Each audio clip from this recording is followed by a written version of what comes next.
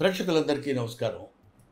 ప్రశాంత్ రెడ్డి, రాజేష్ సంయుక్తంగా నిర్మిస్తున్న 'రాజు యాదవ్' సినిమా. దీనికి దర్శకత్వం వహించింది కృష్ణమాచారి.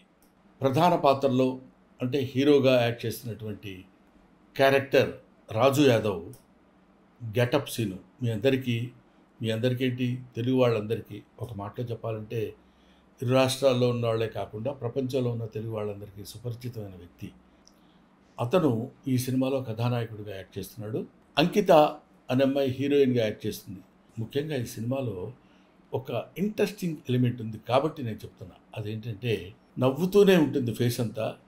ఆ నవ్వుతూ ఉన్న ఫేస్లోనే అనేక భావాల్ని ప్రదర్శించడం అది సామాన్యమైన విషయం కాదు.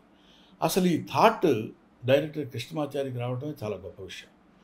దాన్ని పెర్ఫామ్ చేయడానికి తనకున్న బడ్జెట్లో ఒక అద్భుతమైనటువంటి నటుడిని ఎన్నుకోవటంలో చాలా మంచి selection of the artist, that is getup scene.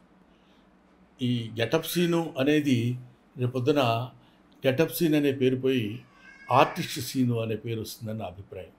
ఎందుకంటే గెటప్ల ద్వారా నవ్వించడం కాకుండా నటన ద్వారా ప్రేక్షకుల యొక్క మెప్పు పొందుతాడని ఈ సినిమా గురించి నాకున్న అభిప్రాయం. నేను చూశాను, దీనికి వాయిస్ ఓవర్ కూడా ఇచ్చాను.